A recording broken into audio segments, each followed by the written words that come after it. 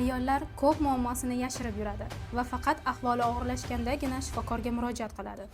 Assalomu alaykum. Men Narxijayeva Shahrizoda Erkinovna, proktolog shifokorman.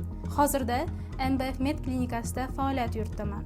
Men asosan ayollarda uchraydigan noqulay, lekin juda muhim kasalliklar bilan shug'ullanaman. Agarda sizda gemoroy, qon ketishi, qabziyat, og'riq yoki achishish, tug'ruqdan keyingi muammolar bo'lsa, bu holatlarni kechiktirmasdan tekshirtirish kerak.